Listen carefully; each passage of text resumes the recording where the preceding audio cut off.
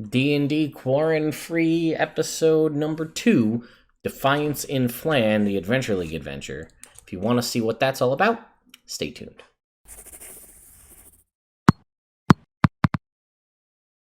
What's going on, folks? Ted from Nerd Immersion here, and we are on to the second released piece of content, which is Defiance in Phlan. If you don't play Adventures League, fear not. It doesn't matter. I know people have commented this to me before. It's an Adventure League adventure, which if you pull out the Adventure League part of that, it's still an adventure. Anybody can play it. So this one's actually way back from 2014. This is one of the OG modules from way back in the day. So first of all, I think I read this way back. So keep in mind that it may not have aged well. It may have had processes or the way things work didn't take into account new spells, new races, new subclasses. That's potentially part of this when this is almost 6 years old at this point. So this is a first level, is designed for 3 to 7 first level characters and is optimized for 5, right? It is an Adventure League module, so in theory it's designed with you using either point buy or standard array. It's designed with you to use Player's Handbook +1. Honestly, at this point, it was just Player's Handbook. There was no +1. There was nothing released. So, again, keep that in mind. And it's obviously tied to Tyranny of Dragons, as the front page showed, and it has to deal with the Cult of the Dragon. So a lot of this stuff up front is going to be AL-based stuff. We can skip all this. Adjusting the adventure, spellcasting services. We don't need any of this stuff. Let's jump into overview. Unlike other D&D Expeditions adventures, Defiance's Phlan is broken into 5 mini-adventures, each of which is designed for 1 hour of play. So potentially 5 hours of play here. If running this adventure as part of an event that cycles players through quickly, the DM should be familiar with the mini-adventures that he or she is going to run. All right, we can skip ahead. Adventure hook. Consistent element is that starting and ending location is Madame Fiona's tea kettle. Use this location to orient the players, as some players may play the mini-adventures in order from beginning to end, and others may just play 1 or 2. Madame Fiona's tea kettle is a mystery to many. A tumultuous Phlan. This is a place where people go to have a drink or meal and escape the tensions of schemers and the power-hungry. The tea kettle's reputation as a haven, adventurers who can be discreet and behave themselves can often find employment there. Okay, so we have our first mission here, the meeting at Deep Night. We've got some box text that you read here. And basically, when the characters go to the common room, they can see a hooded figure at a table. The figure motions them over. Use the bullet points to guide them through the conversation. So they obscure their face. They identify themselves as a member of the Harpers. They have a mission for you to pose as a merchant and hirelings. One of the characters chosen as random bears enough resemblance to the captured merchant that they can be easily fooled. Provide a small sack of fake diamonds that you can use to buy the egg. At some point during the exchange, one of the characters must place a silver pin infused with magic on the seller or one of the crew. Once this is done, the Harper can track them. I'm trying to figure out, did I miss the part about the egg? Oh, dragon egg, red dragon egg, that's what it was. So that's essentially our adventure. For completing it, you'll get 200 gold upon delivery of the egg. You're going to meet outside at the barn, and you'll see there's some other secret exit. Let's see. So, and then basically here's your showdown to get the egg. So, it's interesting because it's not an adventure that you want to necessarily kill everybody, because your whole point is to basically convince these people you're supposed to be there and then drop this recon pin on them. The egg is fake. I guess I should have said spoilers at the start, but yeah. It gives if it's thrown at the ground, it gives us a flash of light accompanied by a loud noise, which basically makes a flash bomb. Regardless of whether or not the sale goes smoothly, members of the Welcomers, Fandevo's Thieves Guild, come out of hiding to attempt to steal the egg. And then basically that's your whole adventure, is this whole thing. So you either goes one way or another. People try to steal the egg. The character might realize the egg is fake, and therefore there's no harm in simply giving the egg to the Thieves Guild. If characters give up the egg without a fight, they might finish the event in half the allotted time, or maybe even less. However, if you think the players will be upset about not getting a chance to fight during the session, have the 4 bandits, not the leader, follow them back to Phlan and attempt to waylay them before reaching the city. There's a little bit about adjusting the encounter up or down. And then at the conclusion, he's going to give you the gold as well as a healing potion. He gives him a warning. We have seen an increased interest in all things related to dragons. Well, this is a Tyranny of Dragons module, so that makes sense. Then it's going to tell you about how to give out experience and things like that. Then there's their treasure. It's just the healing potion.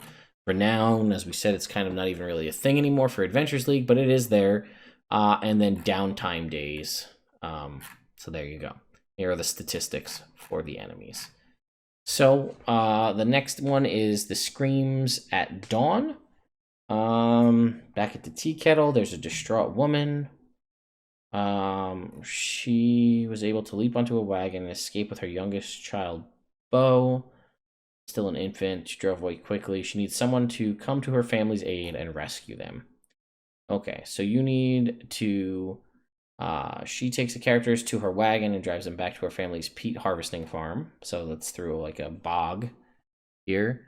Doesn't know the number of goblins, but claims there were too many to count. Her husband, her daughters, her sons, and 6 hired hands were at the farm when the attack took place. So you're going to do some tracking here, which is a little bit different, something we haven't done too much. And then you got some DCs here for tracking. And we're going to find our goblin lair. Then we're going to go inside our goblin lair. There's some goblins, obviously, as one would expect. There's a couple traps. Goblins and wolves. More goblins and a bugbear. And then there's a Zentarum agent who's actually captured, investigating the cult activities. And then you obviously can interact with the Zentarum agent and find certain things dealing with that. And that's that whole encounter. It's tracking the people down and rescuing them from the goblin cave. You're going to get a potion of climbing as a reward amidst... in addition, he shows the characters that the shield Gronk was using was actually the scale of a black dragon, which acts simply as a regular shield, but it is a trophy that can be carried. So, 5 downtime days and some renown, and here is our stats. And here's a little map. Simple little map for you. All right, Dead at High Sun. What do we got here? As Keeper of the Dead, Brother Keith is charged with seeing to the interment of bodies and keeping records. Okay. Evidence has been brought forth to clerics of Kellamvor that one of the long-standing residents of the cemetery was not, in fact, human, but a polymorphed green dragon. Okay. He fears there may be more than meets the eye, but other priests of Kellamvor laughed at his concern. He offers the characters 100 gold pieces to accompany him, and if there's trouble, he'll throw in a scroll of protection from evil and good. All right, so we're doing a crypt dive here, going into a dungeon, checking out Xandria's crypt, rather. There are traps in this crypt. Okay. We've got some skeletons here, and some poison needle traps. Reanimation chamber. That's interesting. There's a teleportation circle and some zombies. Reanimation chamber, obviously, for the zombies. As you clear out the dangers beneath the crypt, Brother Keith asks them to show him what he found. At this point, Brother Keith reveals he's a member of the Lord's Alliance, looking to maintain stability in Phlan, not at the cost of lawlessness. He admits the rumors about the draconic nature of Xandria Weltran came from a source within the Lord's Alliance, and he also told them that the Welcomers, the Thieves Guild of Phlan, have been investigating various dragon-themed leads. We already learned about that from the previous adventure. You'll get some experience. You'll get a scroll of protection from evil and good, scroll of comprehend languages, and it looks like you get a couple pieces of treasure here. A payment from him and a small tourmaline gem. More downtime days. And here's our stats, just skeletons and zombies and a simple map. Right, Shock at Even Feast. We don't have any bullet points, so I can't read that very quickly. Okay, characters are approached by a half-orc seeking help in finding a powerful magic item. I guess there is a feast going on. Contains little combat and possibly none at all. Let's see. Burrell goes to speak with Blazette, I guess. You're basically in the tea kettle, and you're trying to get information. So there's different tables, right? So this table has a wild elf, which is interesting because I don't think Wild Elf is technically a type of elf we have in 5th edition. I think it's probably just a Wood Elf with a reskinned name. But she looks out of place. She has a fine-looking bow of strange purple-hued wood strung across her back. She does have a potion of healing. She's been patrolling the quivering forest. I guess the bow's just made out of purple heart, I guess, essentially. Oh, it's made from Morcant burl, just a rare wood. Second table is 2 human women dining together. One of them wears a necklace that radiates magic. The magic is simply a spell that keeps the necklace clean. Okay. Table 3, we got an old human male and a dwarf woman. Detect magic. See, I like that they went into the level of detect magic here. The older human's pack radiates magic. Inside is a large glass sphere containing a heavily padded enchanted dragon's tooth. Well, that can cause problems later on. Half-elf man. The pen he uses his magic. Magic on the pen simply allows it to stay sharp and hold ink. No magic on the dragonborn. And then 3 halflings wear a belt pouch that radiates faint magic. It contains dust, which magically expands into a cloud when tossed to the ground. Part of their tumbling axe, so it's like a smoke bomb. A lightning spell. Okay, after the glass vial breaks at table 3, following occurs. Looks like this is going to be our issue with the sound of glass shattering echoes through the room, and the human screams as his body is surrounded by blue crackling energy. Falls to the floor, a dagger-like object clutched in his hand. The dwarf at the same table pushes back her chair and runs for the door. Oh, it's a blue dragon's tooth. Okay. Characters who examine the struggling human see that the lightning is inundating his body. You can essentially break him out and get the tooth away from him. He collapses when the lightning jumps to table 4. Oh, it looks like it was the dwarf. The dwarf is Yana Hammerbound, a high-level representative of the Iron-Handed, Phlan's ironworkers. So you gotta chase her down. Oh, can we bottle lightning? We can put lightning in a bottle here? Let's see. Once the characters have all information, have seen the lightning spell in progress, all that is left is to figure out why the lightning is jumping to certain people and not others, and then to obtain the dragon tooth and become the next target to catch the lightning. It looks like the human was dead. He rises to his feet. He's alive but moving. He walks, eyes closed, towards the door. He leaves the building, stops in the middle of the street, and stands there waiting. Anyone touching him takes lightning damage. As the lightning leaves each person that affects, they too wander out into the street, joining hands, start to form a large circle which crackles with lightning. That seems kind of ominous there.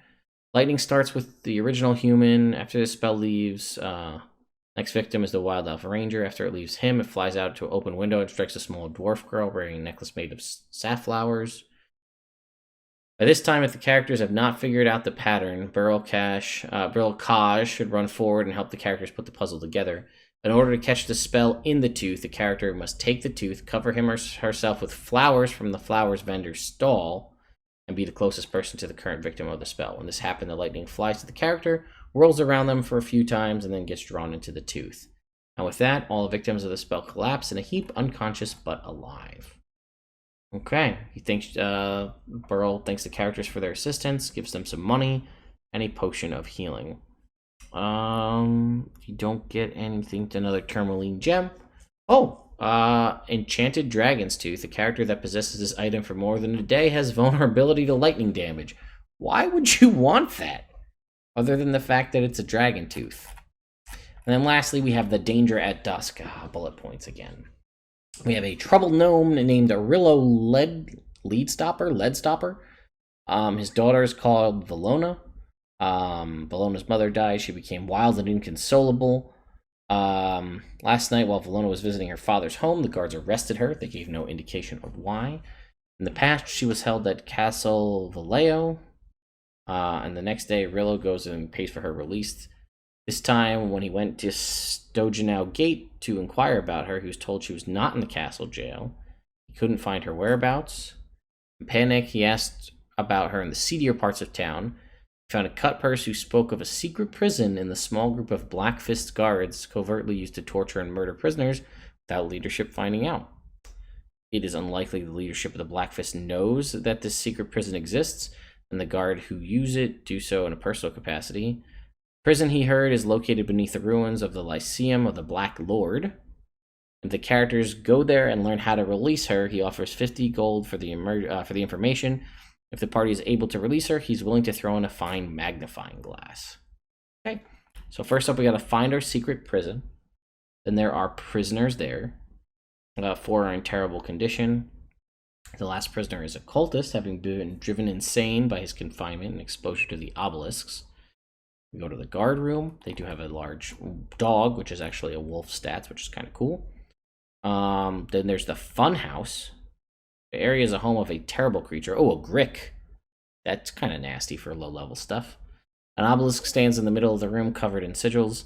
A cage has been erected in the middle of the room, and that must be a young gnome woman dressed in a simple gray tunic sits on the floor, her back to the obelisk. She rocks back and forth with her head in her hands, saying a mad whisper, "Can't run away, can't run away." Okay, Grick lives in the sealed off area. The obelisks. Anytime a creature passes within 5 feet of the pillar, it sends out a pulse of magic energy. You must make a save or become frightened. Obelisks are quite old and fragile. They can be easily destroyed. Bologna is here. She will not move unless carried. If someone tries to pick her up, she struggles.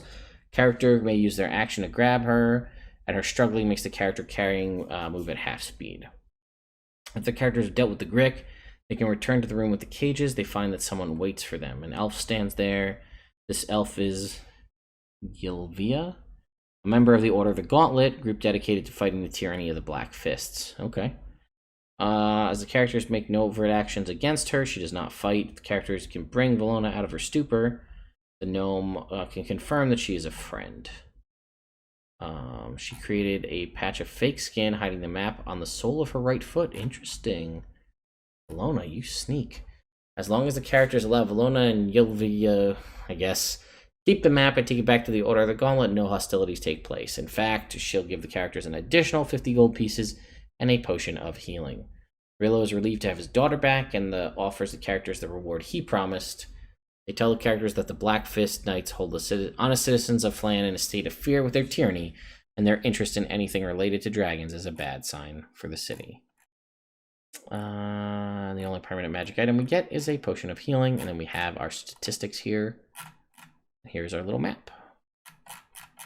That's it for Defiance in Phlan. It's a simple, again, as you saw, 5 adventures that can be run back-to-back. For a 5-hour adventure, you can take them piecemeal, run one or the other.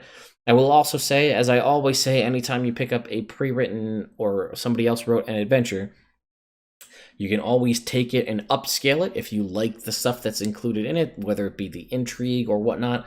Bump up the DCs of everything to fit your party, change the monsters to be more powerful versions of those types of monsters to fit better with your storyline.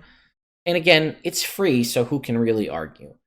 So thank you so much to Wizards for putting these out for us for free. Make sure you go and pick them up right now. There'll be a link in the description if you'd like to get one for yourself. Get it now because we don't know how long it's going to remain free.